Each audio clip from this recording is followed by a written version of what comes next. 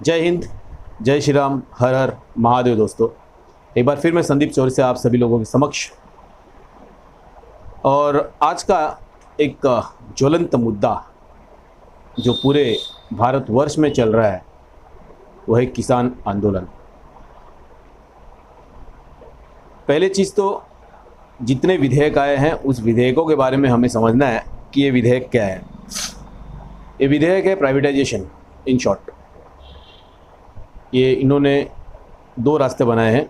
एक रास्ता जो एज़ यूजुअल जो हमारा ट्रेडिशनल सिस्टम चल रहा था वही ट्रेडिशनल सिस्टम, उसमें एमएसपी तय की जाएगी, उस एमएसपी पे सामान खरीदे जाएंगे, जो कि आज तक कभी हुआ नहीं है, क्योंकि एमएसपी बस एक जो हमारे नौकरशाह जो ब्यूरोक्रेट्स है उनका काम है तय करना, सरकारों का प्रावधान है उसके लिए बजट एलोकेट करना। लेकिन मात्र 6% खरीदारी एमएसपी पे होती आ रही है 1967 से। उसके लिए आज तक किसी सरकार ने कोई भी कड़े प्रावधान नहीं बनाए।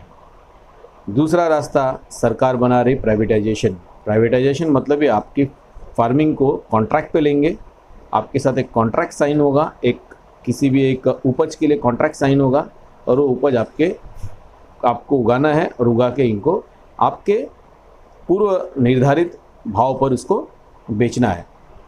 इसमें भी गवर्नमेंट ने एक क्लॉज डाला है कि अगर आपको पूर्व निर्धारित भाव पर रेट पे नहीं मिलता तो आप कानूनी लड़ाई लड़ सकते हैं, आप कोर्ट के पास जा सकते हैं।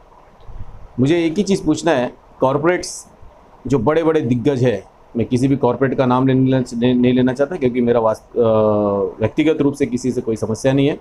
इन कॉरपोरेट से आज तक कौन जीत पाया है? आज तक किस कॉरपोरेट वालों को सज़ा मिल पाई है? इतने सारे लाखों करोड़ों रुपए लेके भाग चुके हैं लोग, आज तक उनको ढूंढा जा रहा है, चाहे वो विजय माल्या हो, चाहे नीरव मोदी हो, चाहे ललित मोदी हो। ये लोग बस पैसा लेके भागे हुए, आज तक किसी को कोई अरेस्ट नहीं हो पाया।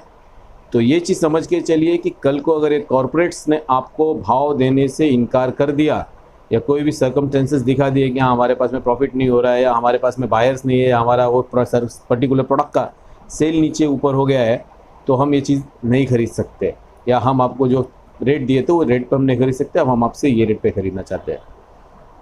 इसमें सरकार का इंटरेस्ट यहाँ पे होना चाहिए कि कॉन्ट्रैक्ट फार्मिंग दीजिए, उसके लिए बहुत बढ़िया चीज़ है, 2 पैसा मिलेगा किसानों को। कॉन्ट्रैक्ट फार्मिंग का एक ही फंडा होना चाहिए कि जो भी पूर्व निर्धारित भाव है उसमें सरकार का खुद का हस्तक्षेप हो, सरकार खुद उसके लिए एक ट्राइब्यूनल बनाए, सरकार खुद उसके लिए ग्रेवेंस डिपार्टमेंट बनाए, जहाँ पे ये किसान जाकर अपनी लड़ाई खुद लड़ सके, ना कि उन्हें कोर्ट के तजमजाल में पड़ना पड़े। क्योंकि कोर्ट के तजमजाल में अगर किसान पड़ा तो उनकी किसानी रुक जाएगी, वो काम नहीं कर पाएंगे, और ना उनके पास इतना फंड है, ना उनके पास इतना पैसा है कि वो किसी भी एक पर्टिकुलर चीज़ों के पीछे भागते रहें। ये तो रहा कॉर्पोरेट सेक्टर। कॉर्पोरेट सेक्टर में सिंपल सी बात है कि ये 2 बीघा, 5 बीघा, 10 बीघा ज़मीन वालों के पास नहीं आने वाले, ये आएंगे आराम से 150, 200, 400 बीघे या एकर्स में जिनके पास में ज़मीन होगी उनके पास ही। अब बचे यहाँ पे छोटे किसान। छोटे किसानों के पास में जो भी खरीदी होगी, गवर्नमेंट बार बार बोल रही है कि हम एमएसपी एज इट इज़ रखेंगे, एमएसपी से कोई खिलवाड़ नहीं होगा, एमएसपी वहाँ पर ही रहेगा। लेकिन अब मेरा जो दूसरा सवाल आता है कि एमएसपी पे खरीदारी जो होती है वो बस 6% के आसपास होती है, बहुत खींचे तो 7% के आसपास होती है। 93-94% के आसपास मजबूर हो जाते हैं किसान जो उसके रेट के नीचे बेचते हैं। दलहन हो गया, शुगर हो गया, इसके लिए एक बार किसान थोड़ा रिटेन कर सकता है कि हाँ उनको जब तक वो रेट नहीं मिलेगा तब तक वो माल नहीं बेचेंगे। लेकिन क्या वो आलू और कांदे जैसी चीज़ों के लिए रिटेन कर पाएंगे? नहीं कर पाएंगे, क्योंकि ये एक सड़ने गलने वाली चीज़ है। 2 या 3 दिन में इसकी एक्सपायरी आ जाती है और उनको ये जल्दी से जल्दी निकालना पड़ता है ताकि वो कोल्ड स्टोरेज में इसको जल्द से जल्द स्टोर कर सकें और काम आगे आ सके। मेरा सरकार से एक ही, और जितने भी लोग इस आंदोलन को समर्थन कर रहे हैं उनका समर्थन बस और बस एक ही चीज़ के लिए है कि एमएसपी का कानूनी प्रावधान लाया जाए, ताकि कभी भी कल को किसी किसान को एमएसपी अगर नहीं मिलता तो वो सामने वाला बाध्य हो जाए कि उनको उस रेट पे दिया जाए। आज सरकार बोल रही है कि हम बिचौलियों को निकाला जा रहे हैं, लेकिन ये बिचौलिए कल को कॉरपोरेट्स के थ्रू आएंगे, सूट और बूट पे आएंगे, उनके गले में गमछा हट जाएगा, बस वो सूट बूट के साथ आएंगे, आपके साथ अच्छे से कॉन्ट्रैक्टिंग करेंगे, सब चीज़ें करेंगे। अगर सरकार का सच्ची नियत है इन बिचौलियों को हटाने के लिए तो एमएसपी पे एकदम कड़े से कड़ा प्रावधान लाए, ताकि जो भी उनको उस रेट के नीचे बेचे और एक डेडलाइन फिक्स करे कि हाँ किसी भी फसल की ये डेडलाइन हो जाए, वो डेडलाइन के बीच में उनका फसल कैसे भी बाय डिफ़ॉल्ट आपको ख़रीदना है।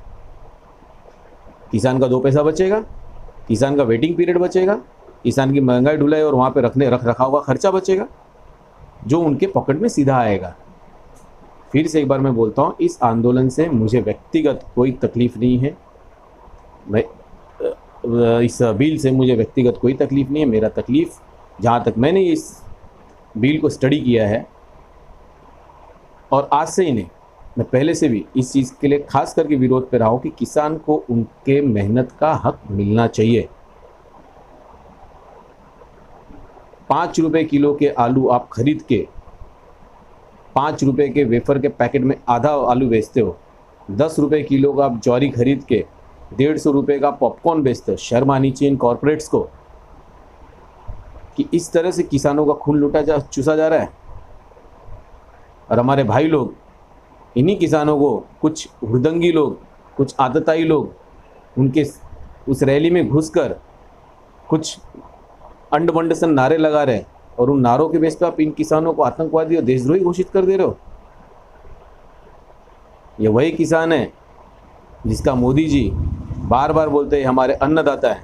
उन्होंने कभी इनको किसान करके नहीं बोला, उन्होंने हमेशा इनको अन्नदाता ही बोला है। किसी भी बहकावे में मत आइए।